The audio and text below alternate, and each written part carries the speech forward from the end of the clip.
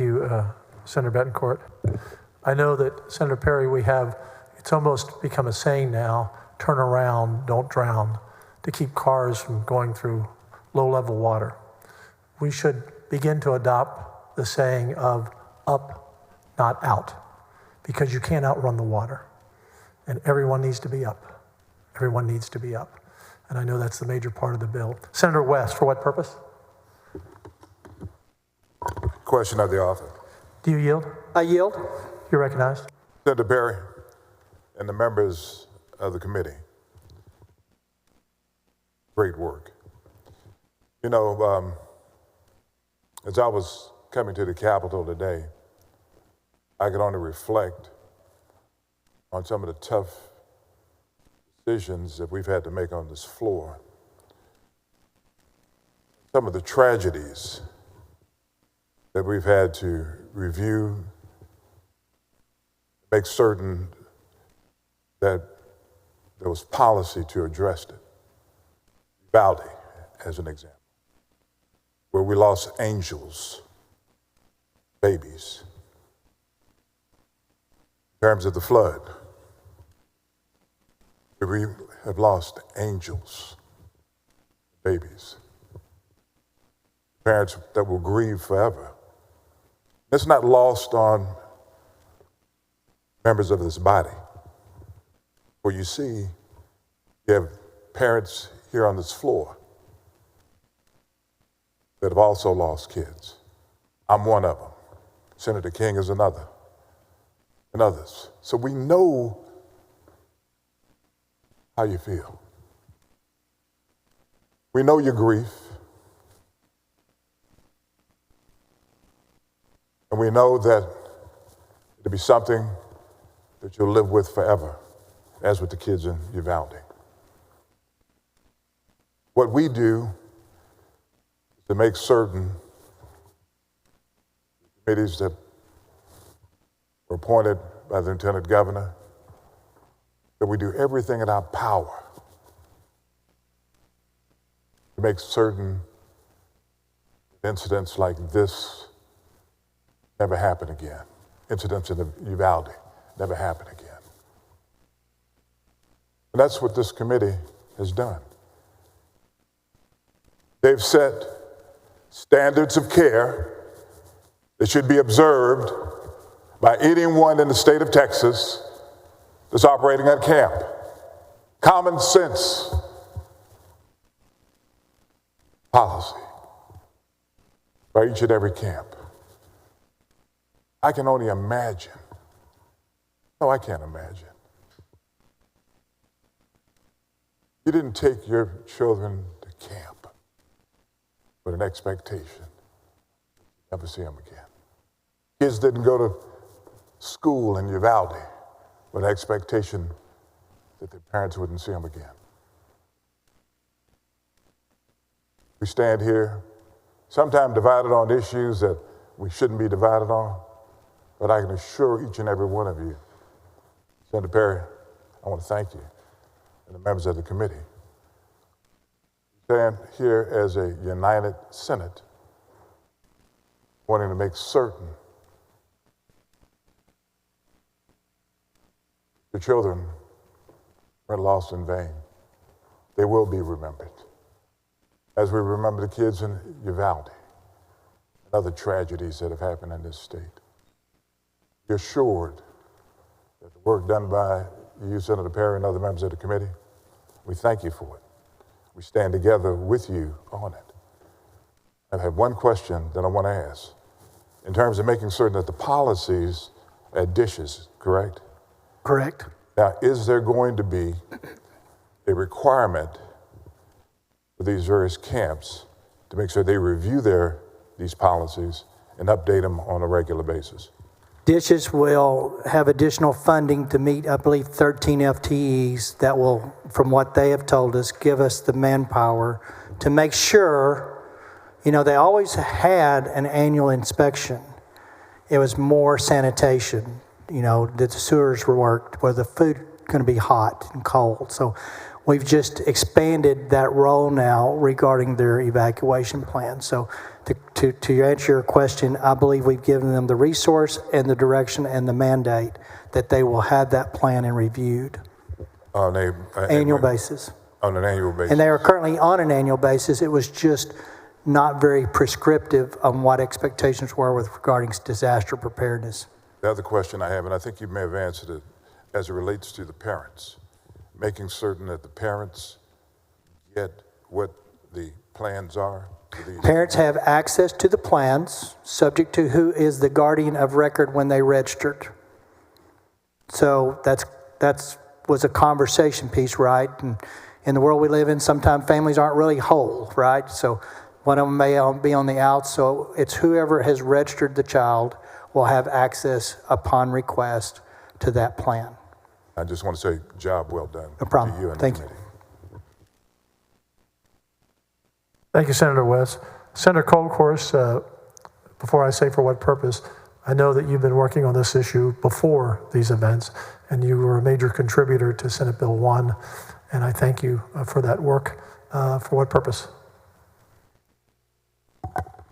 Thank you, Mr. President. I rise to ask the author, thank you for your kind words there. I rise to ask the author some questions. I yield, and I do second your contributions to this area. Serving with Vice Chair, as Madam Chair of the HHSC, this is your bailiwick on some level on the codes, and some of the things you had suggestions are very much appreciated and made the bill better with that experience. Plus, you had, unfortunately, a personal connection to one of the families, and I knew you were very active in that. So that made it a little bit harder for you, but definitely a lot more real. Thank you.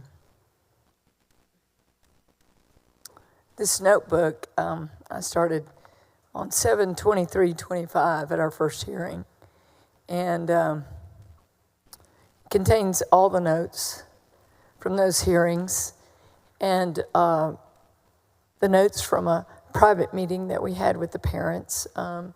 Mr. President, I think you would ask a smaller group to meet with the parents, and so Senator Perry, Senator Flores, myself, Chairman King, and 2 other House members that we met early this week. And I just kind of want to, I always say you mumble through big bills, and I appreciate that. When Senator Perry's mumbling, it's really big stuff. I'm much more bold in some of my statements, so I want to tease out of you some major pillars of this bill. It was in Kerrville, the first panel that was presenting to us, which were all the Kerr County officials. And there were many questions by many members from the House, our colleagues from the House, very good questions, and then colleagues from senators. And one of the things that I asked was of the Emergency Management Coordinator. I asked the question, how many evacuation plans do you have access to in Kerr County? And he said, his answer was, there are 19 counties in this county, and I have 6 on file.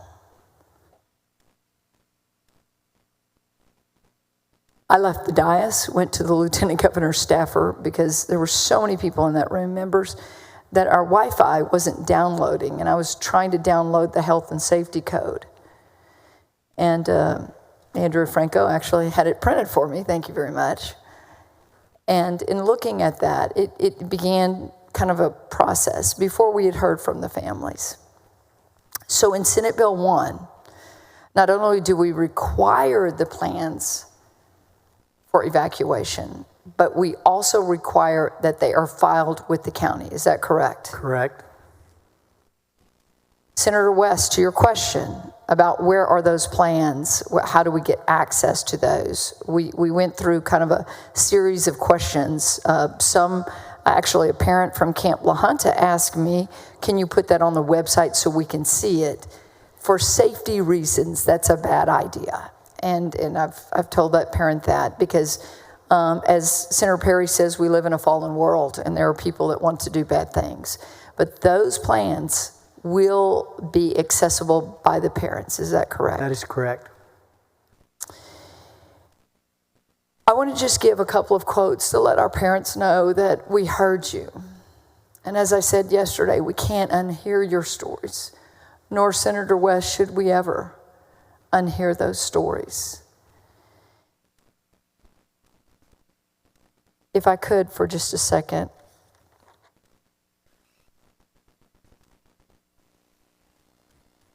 To my constituents, to Lacey and to Lars. Lacey, your quote was, meaningful safeguards and enforceable safeguards. That was your quote. Senator Perry, do we have that in Senate Bill 1? I believe we've nailed it. I think the hearings reiterated that. Lars,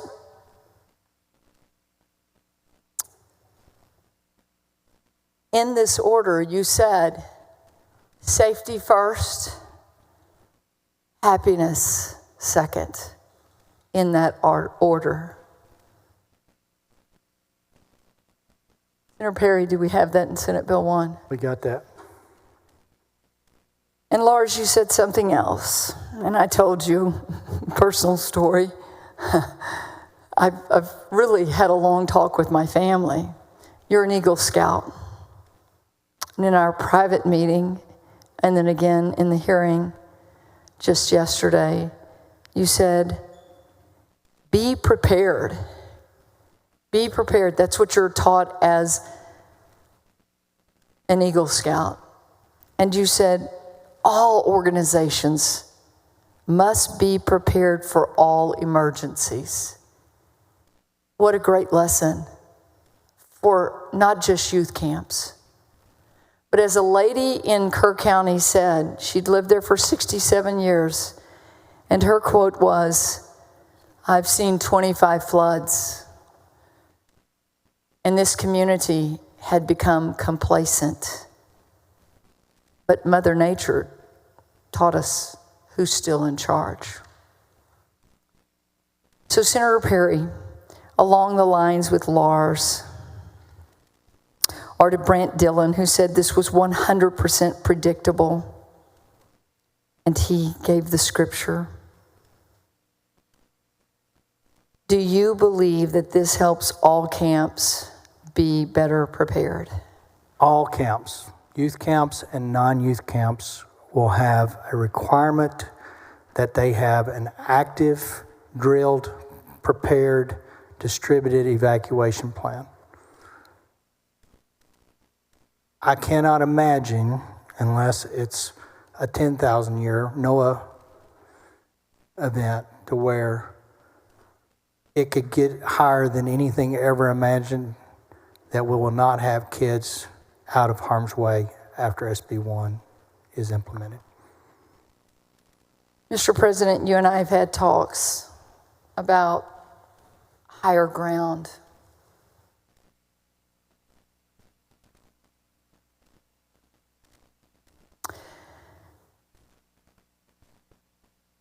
Seek higher ground. To our counselors who followed our heroes, who followed instruction, and they sheltered in place. This bill will address that. You know, seek higher ground applies to everything in addition to flooding, correctly? We have to take the high road. I think to the flood specifically, it forces, it mandates, it requires, and I qualified this yesterday. This bill is a bunch of words on paper, and there's enforcement attached to it. It's only as good as the people in charge of implementing it. And so it requires watchmen. Dishes is our watch source. If Dishes comes back to us after this next camping season has started and reports that we had non-compliance of X, there will be a retribution from the legislator. Me personally, everybody on this floor. We will hold these folks accountable. And so, to our humanly possible, the things that are humanly possible, we have given clarity, and we've been very prescriptive on requirements that are not optional but mandated. And then we've put enforcement with it, loss of licensure. And we can go as far as we have to. But I will be extremely disappointed, but honestly, I would be shocked if we have non-compliance April 1st of next year. As Ben Landry said yesterday, no emergency plans and training is not acceptable. Correct, Senator? Years of neglect and complacency. That is the one thing I kept hearing yesterday over and over and over. And then finally to Matthew Childress and Chloe in her memory. In Senate Bill 1, there will be clear training for those counselors. Those counselors will have to be drilled, have to be aware of where the evacuation plan is or shelter to a higher place. And I'll give you a good example. One of the camps had something they referred to as maintenance road. Everybody knew that that was the highest piece of property on the campsite, and they had no fatalities. Now I can argue to the muster. It's effectively a muster. Now they didn't practice, and then they didn't have a plan that said you go there in the event, but they just knew, they got the word out, head to maintenance road. So everybody knew what the maintenance road. So it's just not that difficult. It's common sense stuff. Now I would argue that camp was awfully, they say blessed, and I would agree, by the grace of God. They could have been having the same conversation, unfortunately, in the outcomes these parents have. But just something as simple as knowing where the highest part is and having time to get the kids there, and someone that's on duty, that's the watchman of the day, fulfilling the obligation to do it, it solved all our problems. And I think, unfortunately, the attention is very strong today. But if we're not certain that parents aren't engaged, we didn't see an evacuation plan. I asked my daughter when she came back from camp 2 years from now, and they didn't do a muster drill. They didn't take them to a place. They didn't show them what to do. Or you talk to the counselor when she comes home after 60, 90 days. Hey, did they train you on evacuation plans? And if the response is a resounding no, the parents' role, as the Lieutenant Governor said, didn't stop today because they're the only thing we know as an independent verification source that what we said gets done actually gets done, because on an annual check, they can tell you anything. But I promise you today, the camps need to hear me loud and clear. We anticipate and expect and require parental involvement to follow up that my kid was at camp for 4 weeks and not once did they ever go to a higher ground. And it's when you close the loop, right? If we go 3/4 of the way and think all the state's done its job, but then the camps sneak by or get complacent or human nature being what it is, forgot, whatever, the parents have to have an obligation to talk to their kids and find out, did y'all have a training? Did y'all do a drill? And if the answer is no, maybe another parent who verifies that, because some kid may have had a drill and not even knew it was a drill. But somewhere in this mix, the only way to test what we expected to get done is have a conversation with the kids. And the parents have to be that engaged. And I promise you, if the parents are even a quarter of what this crew is, this 27, this unity, we won't have any problems keeping our kids safe going forward. Amen.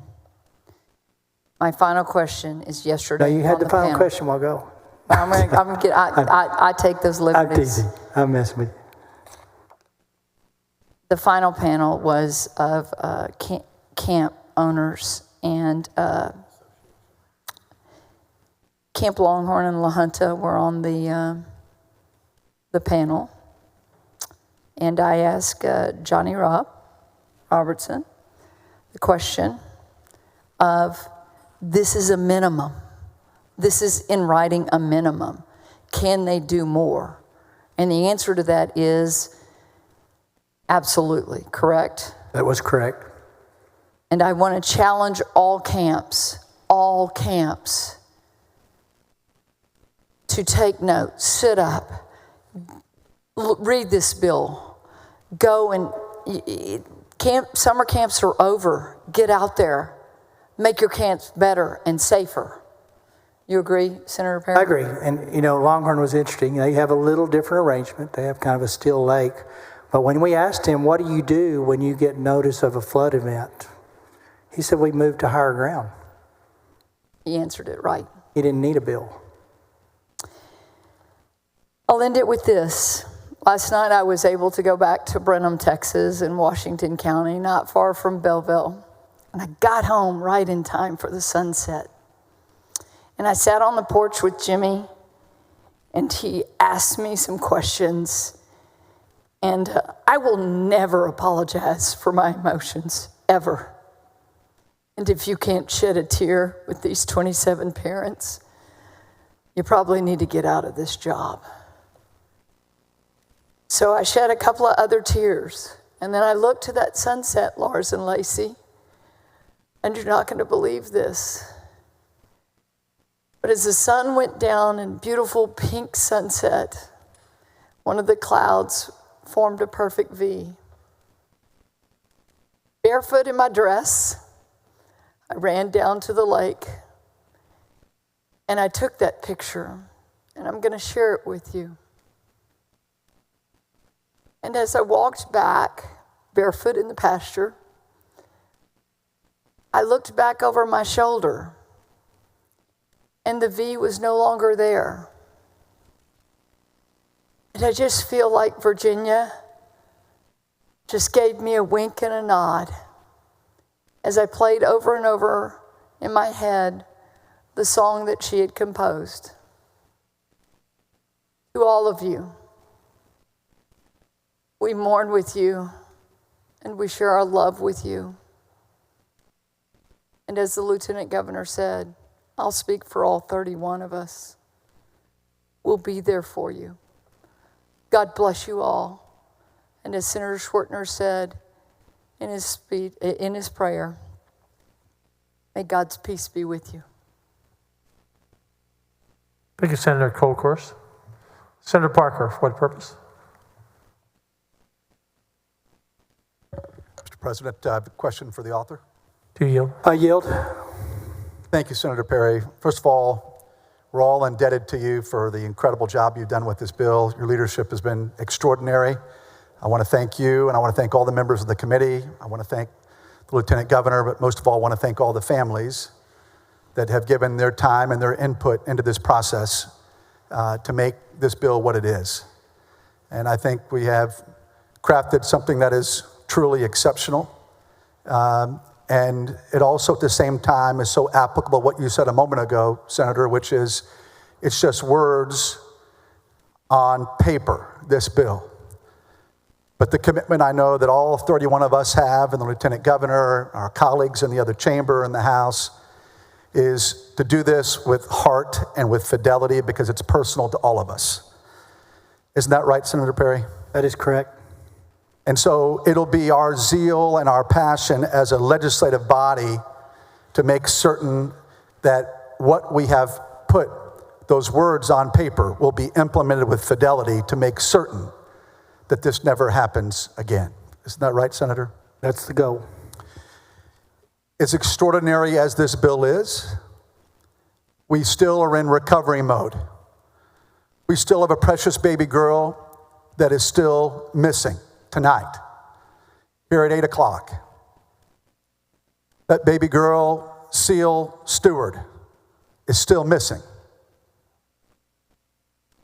I want the people of Texas to know, and most importantly, that family, that we will do everything in our power. We'll deploy every asset, every resource, every capability to continue to find that little girl, and we will do so until we bring her home to her family. Senator Perry, do you agree with that? I agree, and we have that commitment at every level of this state. And that's why I'm so proud of the fact that as Texans, we take care of Texans. We come together in these difficult times, and I know that every member in law enforcement, every first responder, every citizen, rank and file citizen, is continuing that search and will until we bring Seal home. That's our commitment to that family, to the 27 precious families that have lost what matters most in this world. And I want to thank you again for your leadership. I want to thank the families. I want to thank you, Governor, because we will never forget the memories of any of these precious children. And we'll continue to fight until we find Seal. Thank you so much, Senator. Thank you, Senator Parker. Thank you, Senator Parker. The motion is on suspension of the regular order of business. Any objection? Hearing none. Chair now lays out committee substitute for Senate Bill 1. Secretary will read the caption. Committee substitute, Senate Bill 1, relating to campground and youth camp safety. We have an amendment, members. Following amendment, Secretary will read. Floor amendment number 1 by Perry. Senator Perry, on your amendment. Yeah, let me match them up to mine. Did you put them in the same order, Kobe? Perfect. Members, amendment number 1 adds an exception to the licensure to prohibition by which a youth camp may be licensed with cabins within a 100-year floodplain if the cabins are at least 1,000 feet from the floodway. This came up a little bit yesterday. Actually, it was kind of on the front burner early on about a different kind of flood event, if you will. And then on the House floor today, it was made very clear there was concerns that on coastal camps, they're pretty low sea level, but they very seldom have flash flood. They don't have a terrain that can force the water, the velocity. You know, at the Guadalupe, it's a very narrow canyon. That water accumulates and it comes down at a very high pace. This is basically making allowances for camps that are in coastal areas specifically for the most part, but there are some other applications around where a likelihood of a flash flood is nearly zero. But had we left the bill in its original form, would have literally closed those camps down. So, and the parents and I had visited, and they are in agreement that this makes sense. You know, to the parents' credit, they even reiterated today, we're not in the business of closing camps down. But Texas is huge geographically, and we can't usually fit a one-size-fits-all in most things, and that was reminded of that today. So this is addressing those coastal camps that typically would never, ever have a flash flood event. If there's an event in the coastal region, it will typically be a named storm of some sort, and they would be long gone before that ever came in. So this accommodates those camps that were very concerned about original language closing them down. With that, I move adoption.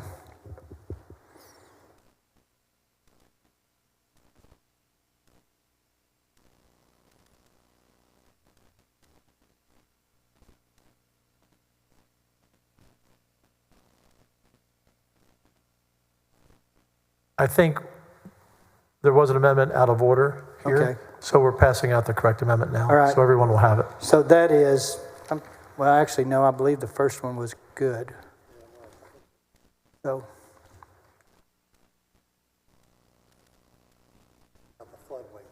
Yeah.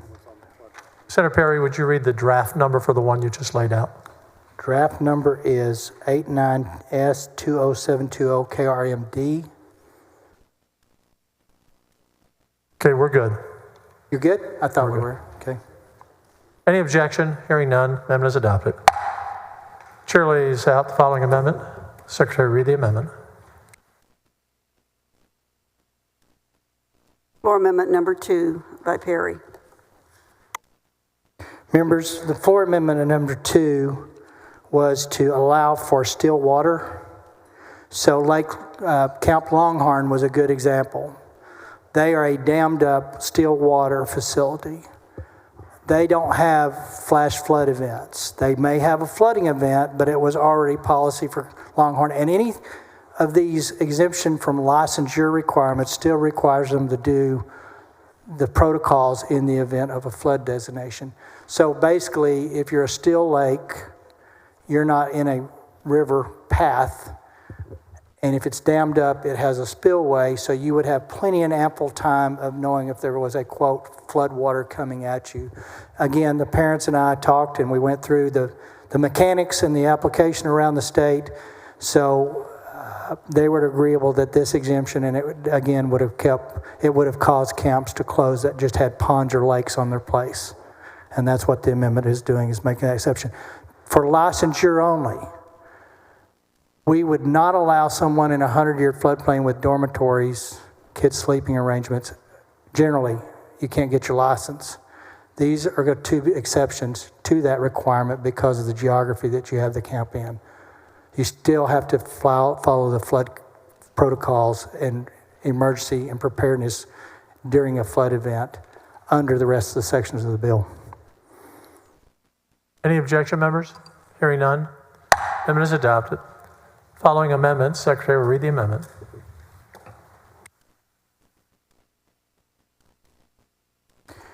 Floor Amendment number 3 by Perry. Yeah. In the original bill, we required a weather radio in every cabin.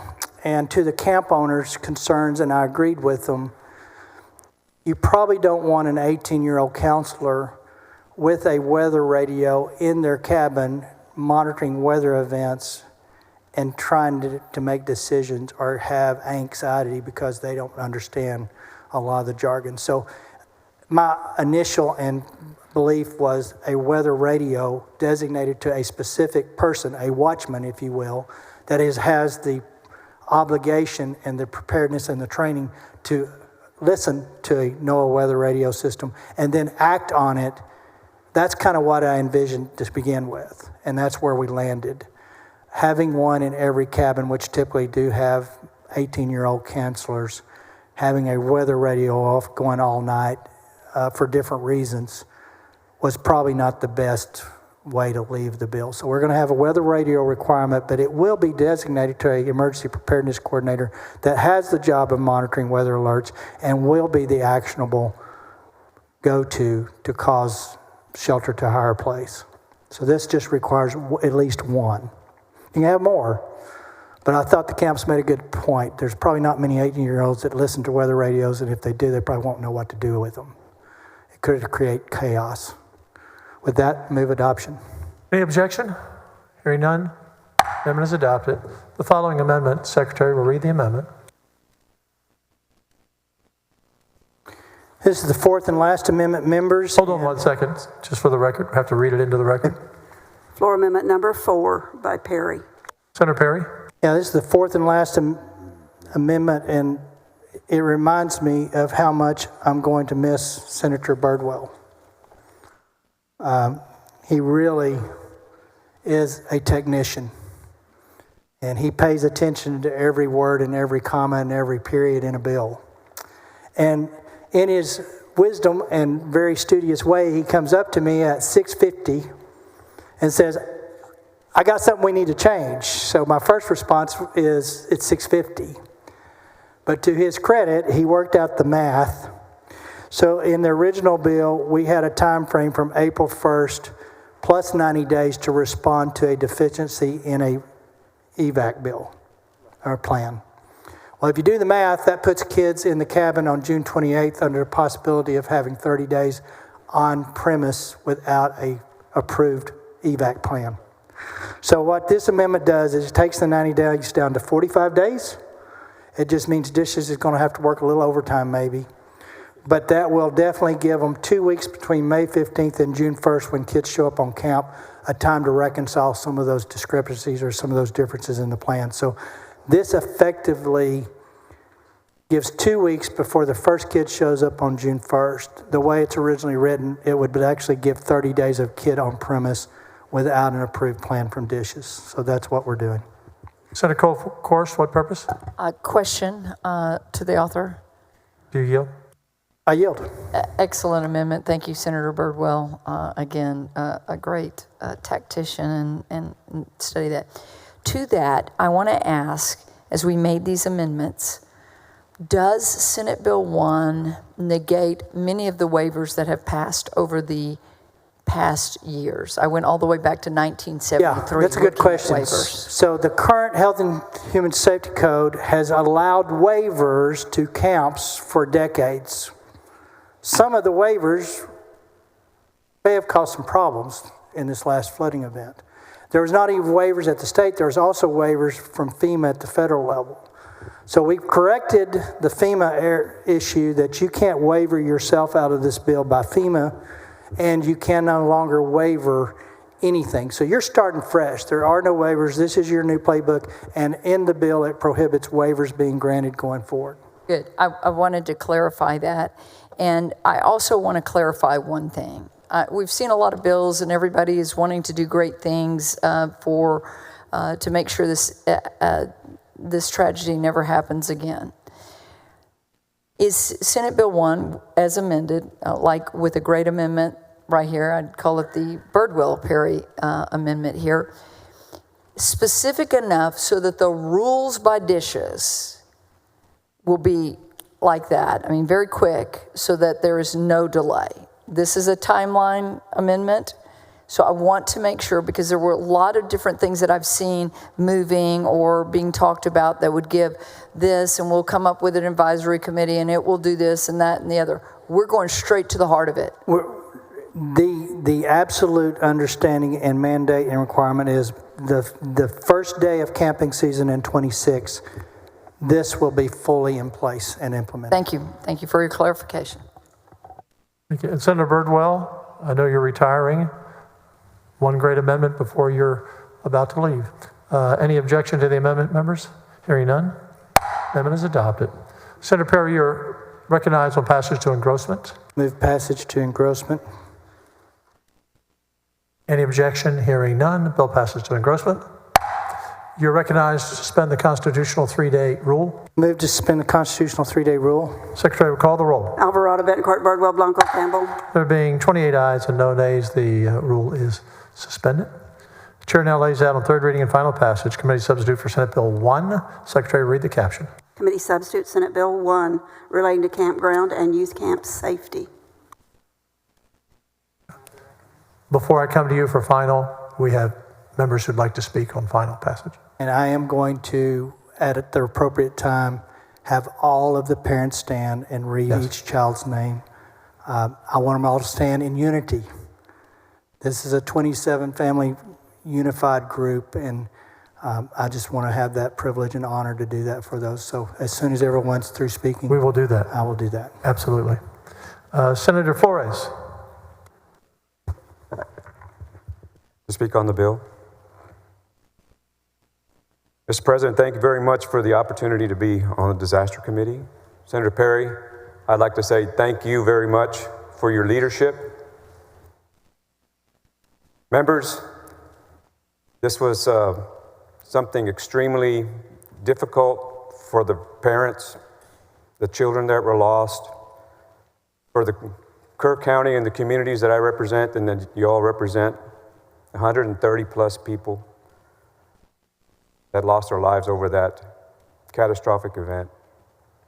But often, when events occur at different levels, we convene committees, we have hearings, and then we don't do anything about it. I've seen that in my career as a first responder time and time again. Input from you all, from the parents, from the communities, the hearings, to be able to listen,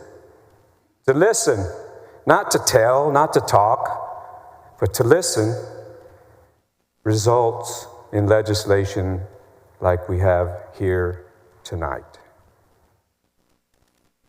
And that's the way how we respond to these catastrophic events, I see, or I would propose to you all, as a measure of who we are as a body, as a state, as a nation. But how we prepare ourselves for what we know is going to happen again. We know there's going to be hurricanes. We know there's going to be tornadoes. We know there's going to be floods and fires.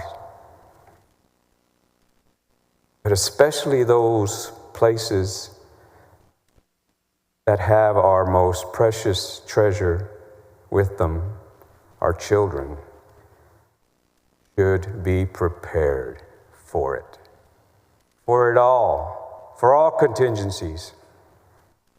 And that's what this bill does. Based on the input, based on what worked and what didn't work, That's what makes this a great piece of legislation. As we move forward, I would hope that we as a body and we as a state continue to be prepared. I would say at our campgrounds, what we have in the hill country for generations is a treasure to us. It's great memories that our families have said so themselves. But when they have their children delivered there, it should be safe at all times. We shouldn't think that, oh, well, take it for granted. Don't take it for granted. But we ensure that that is the first priority, that our children are safe, that our citizens are safe, our communities are safe. And this legislation and other legislation that we have before us in this special session will ensure that and enforce that. And we will not be complacent in our enforcement of it either. Because often that happens at times. We get sometimes complacent ourselves and say, well, that was 5 years ago. That was 10 years ago. But to use the words I used in Kerrville, the monster came that night. And it's up to us and up to everyone and all Texans to be prepared for when the monster comes back, so that we can effectively protect our children, our communities, our state against what is surely to come. This bill does that. And for that, I will vote yes on this legislation and will highly support any other legislation that comes forward that protects our children, our communities, our state. Yes, Senator Perry, we are the watchmen. We are. And shame on us if the sword falls upon our citizens. But I stand before you humbly, honored to be a part of this body, that I know every one of us will make sure that we are going to be prepared when the monster returns, and that our Texans will be safe. Thank you very much, Mr. President. Thank you, Senator Flores. Senator Zaffarini, for what purpose? To speak in favor of the bill, Mr. President. You're recognized. Thank you, Mr. President. Mr. President and members, I rise in support of Senate Bill 1, which I believe all of us co-authored. 3 counties in my district, members, Southeast Travis County, Caldwell, and Guadalupe County, were impacted by the July 4th flood. Constituents worked with me to develop 5 bills that I filed during this special session. 3 of those bills are included in Senate Bill 1, and 1 was passed by the Senate last week. Senate Bill 1 includes my Senate Bill 22, which constituents recommended, which would codify and strengthen rulemaking by the Texas Department of State Health Services to ensure youth camp operates complete and maintain emergency operation plans. It also would help account for all contingencies, such as lost campers, fires, severe illnesses, and aquatic emergencies, rather than plan only for flooding emergencies. What's more, constituents insisted that we incorporate the National Fire Protection Association 1194, the standard for recreational vehicle parks and campgrounds, which Representative Ryan Guillen and I co-sponsored. Including these measures helps ensure that privately owned campgrounds and RV parks are subject to minimum standards for safety regulations. Thank you, Senator Perry, for including these measures in Senate Bill 1. Thank you, Governor Patrick and committee members, for your excellent work. And above all, thank you to the families who transformed their deep grief and loss into a demonstration of their profound love that resulted in this legislation. It will help ensure that Texans never again will experience a tragedy like this. Those lost in this tragedy will live forever in our hearts and minds. My prayer is that the Lord will bless and strengthen the families who lost loved ones. It is in their name that we will vote for Senate Bill 1. Thank you, Mr. President and members. Thank you, Senator. Senator Eckhart, what purpose? Speak in favor of this wonderful bill. You're recognized. Thank you so much. Actually, Mr. President, I speak in favor of these remarkable families. I was watching you all up there as we laid this bill out. I saw a crying father. I saw a mother holding the hand of a father. I saw friends holding each other up. And I just want to say thank you to you all. Of the Heaven 27, several of the families are neighbors of mine. In your grief, you have achieved remarkable advocacy. Being in grief from a mass tragedy is no club that anyone wants to be in. Thank you for advocating not only for the Heaven 27, but also for every other family who has ever experienced a tragedy like this, and for families in the future who won't have to face what you faced because of what you have made happen here tonight. Thank you. Thank you very, very much. Thank you, Senator Eckhart. Senator Gutierrez, what purpose? Just to speak in favor of the bill. You're recognized. Well, folks, I'm sorry I was late. I didn't mean to be. I was in a federal court proceeding down in Laredo, Texas. But I'm the senator in the counties just south of Kerr and Real and Edwards and Uvalde. And about 3 years ago, I saw a tremendous, horrific tragedy. And I remember the first night showing up in Uvalde. And I remember when parents got this horrible news. And I remember the incredible cries of pain and moaning. And it was something I'd never heard in my life before. I just don't think that anybody expects that they're ever going to lose their child. And so I wanted to tell you there's not a whole much that anybody down here is going to be able to tell you is going to make it all better again, because that's all I ever wanted to do, is try to make things better for my constituents. We'll never be able to bring back your children. But on some level, when resources and things are missing along the way, I think that's what this is an attempt to do, is to try to make sure that those resources don't happen, that are in place, so that this doesn't happen again. And I think you've heard that a lot from a lot of people. And so on some level, we're also so very sorry just for your loss. But for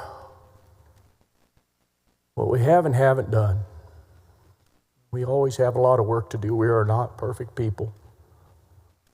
We are fallible. And we have a lot of work to do as human beings. And I just wanted to tell you for myself, I got to know all of those families in Uvalde. And I used to say that all they had to do was look forward to, that all they had was to look forward to was some duller sense of pain. And I fear that that's the same thing that you have to look forward to. I know that some of those families went to go see you on the second and the third day. And they are there for you. And those little angels are in heaven now 3 years in a few months. And it is the most awesome and horrific thing that happened to you. I just wanted to say that for my part, I am sorry. My hope is that we can make sure that none of these tragedies ever happen again, and we fix what's broken. Thank you for coming again today. And I assure you when I tell you this, we love you. We all cried for your children. And I have a little girl that is Her mom is crying today because tomorrow we're going to put her in UT Austin. And I know one of you had a little girl who was going to start at UT Austin tomorrow or next week as well. It's not lost on me, your pain and your suffering. We love you very much, and we only hope that we can do better. Thank you. Senator Blanco, what purpose? Speak in favor of the bill. You're recognized. Thank you, Mr. President. I want to thank Lieutenant Governor for entrusting me with the responsibility of serving on this important committee. And Senator Perry, you know, you've got a tough exterior. I don't think anyone in this body would deny that. But I also know that they wouldn't deny that you're a man of deep faith. And I want to thank you for your leadership, your compassion, and for your determination to turn grief into action. Members, I rise today with a heavy heart, but also with this profound sense of responsibility. Not only as a legislator, but as a father to a little girl. And no parent should ever have to endure the unimaginable pain of losing a child. And yet, that is the grief carried every day by the families in the gallery today. By those in the gallery, and also for those that couldn't make it today, because there's some that couldn't make it.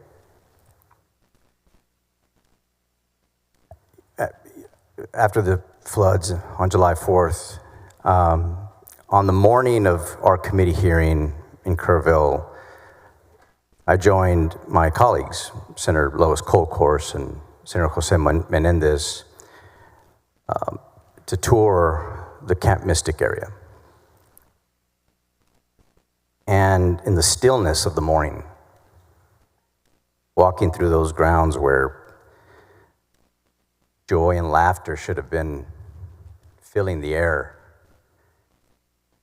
we instead felt the deep weight of tragedy and sorrow. And Senator Colcourse and I were commenting and reflecting on that. And what we saw there will never leave us. It'll never leave us. The debris, the destroyed cabins, the empty beds, the water line 30 feet high in the nearby trees. And yesterday in committee, we heard the most powerful, heartbreaking testimony imaginable. The voices of you all, the parents, who lost their little babies. And members, their words were filled with unbearable pain, but also with extraordinary grace, with extraordinary strength, extraordinarily love. So to the parents, I say this: we grieve with you. We carry your daughters in our hearts, and we honor them with this work. Your strength in the face of unimaginable loss humbles this body. And the courage that it took from you all to come before us to relive your worst day, to relive your nightmare, so that other children might be spared. That courage has inspired this legislation. Now, this bill can't bring your daughters back, but it's going to ensure that their lives carry meaning, that it carries meaning far beyond their years.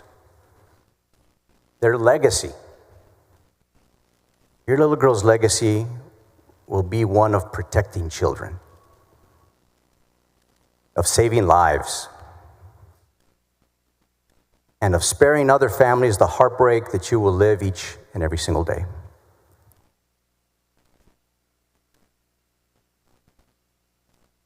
As a father, I cannot stand here imagining my own daughter in their place. The thought alone shakes me to my core. Yet, your ability to take the deepest sorrow and to take that sorrow and to transform it into advocacy is a gift to every single Texan, to every single Texas family. You have reminded all of us in this legislature of why we serve: to protect families, to safeguard children, to use every single power that we have to prevent tragedy from happening again. We cannot undo what happened on July 4th. But this legislation is going to stand as a living legacy to those little girls that we lost. Their names, their lives, their light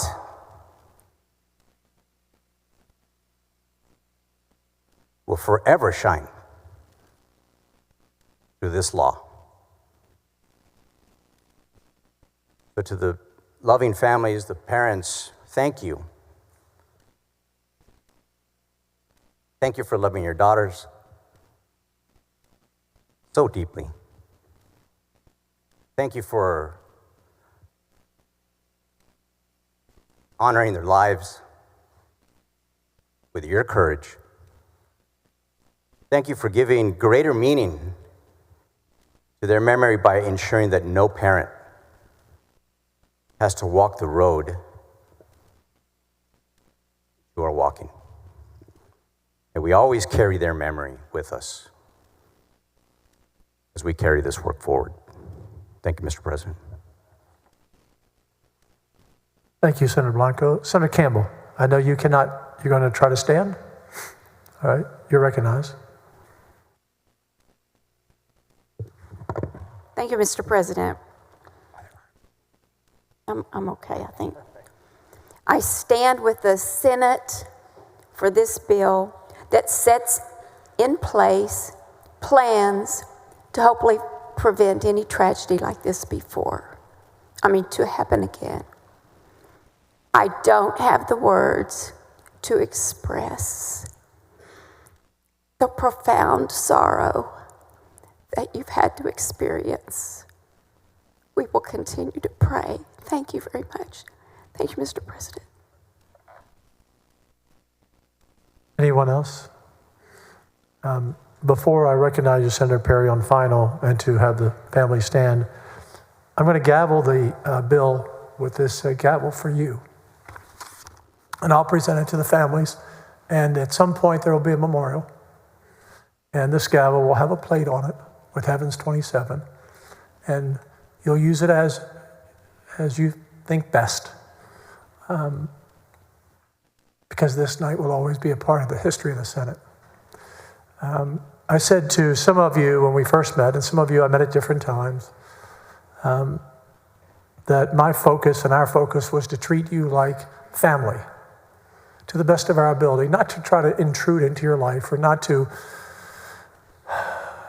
try to do too much, but to treat you as we would want to be treated. And as Senator West said, one of our senators, Senator King, lost a son this year. So know that You are our extended family. You all have my cell number now. So anytime you need your senator or you need us, we're here. Senator Blanco, you used the word grace, and I was going to use that because the one thing besides courage that you've shown, as he and others spoke about, having the courage to come and testify, which I watched and I know it was so hard, you've been so gracious to us. You've treated us so graciously. In a way, you've inspired us to do our best. And we're all better for that.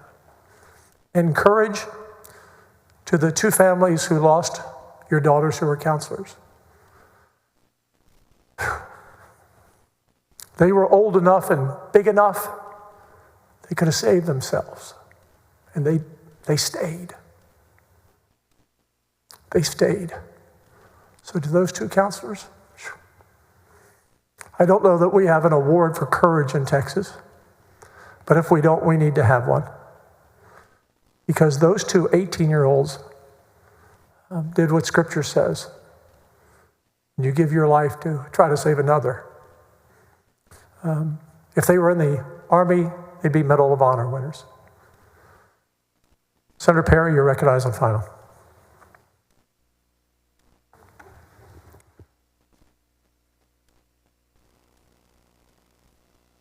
Could have all the parents and guardians and associates and friends and family members stand in honor of reading of the 27 names.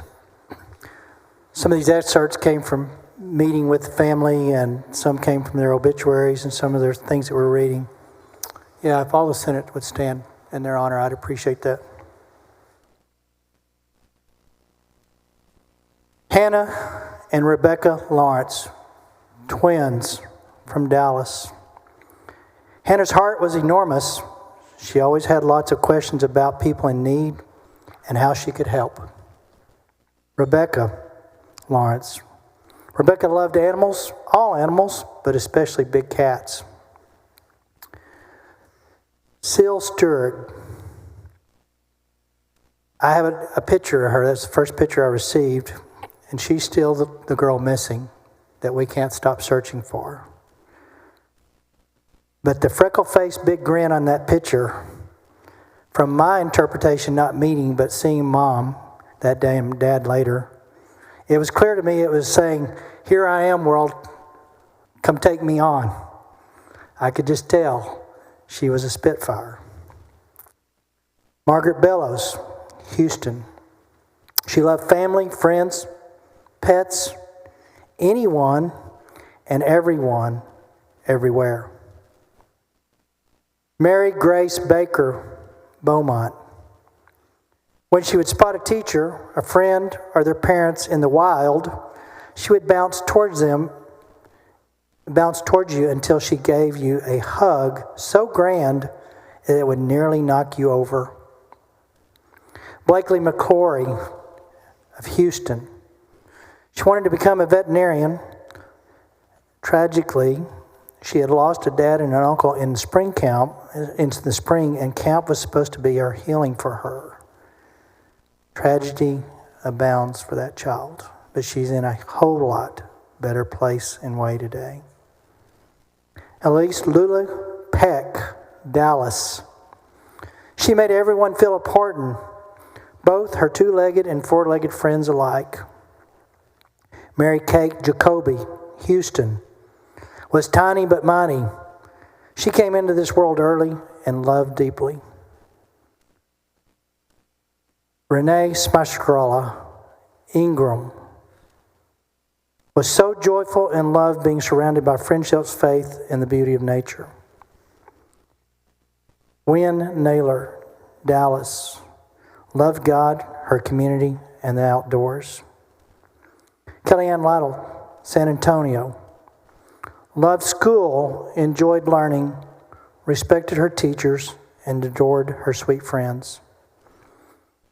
Hadley Hannah, as her dad said, she would sneak up on you with sneak attack hugs from Dallas. Hadley loved school and was so excited to start third grade. Sarah Marsh from Alabama. She was fiercely loyal and so much fun. Janie Hunt, Dallas. She loved to tell jokes. She loved church and learning about her Christian heritage and faith. Lenny McCown, Austin. She was proud of her dyslexia and reminded her reading group that if you're dyslexic, that means you're super smart. When she saw a friend struggling to read, she put her hand on their back and said, "It's okay, we can read it together." Lana Bonner, Dallas. She envisioned opening her own animal rescue center with her sister Scarlett, confidently handling security. Molly DeWitt, Houston. She was endlessly creative, a vibrant artistic spirit who loved to draw and design like her mom. Ellen Getton, Houston. She gave every person a hug and would not let anyone leave her presence without a huge one. Lainey Landry, Houston. Her commitment to her faith was unwavering. Mary Barrett Stevens, Austin. She loved playing Rumacube and cards with her family. Abby Pohl, Austin. A loyal friend with a kind heart, possessing a deep empathy beyond her years. Lucy Dillon, Houston. Corgi lover and a devoted Houston Rockets fan. Virginia Hollis, Belleville. She loved dressing up and tea parties, was a composer, which we had the privilege of hearing her last composing. Margaret Sheedy, Houston. Loved fiercely competitive games of Uno and the nightly review of the day's highs and lows at the dinner table with her family. Greta Toronzo, Houston. She delighted in helping her younger children and often went out of her way to include and uplift those around her. The two counselors, the heroes, the selfless sacrifice. Chloe Childress, bubbling counselor from Houston, was so excited to begin her freshman year at the University of Texas.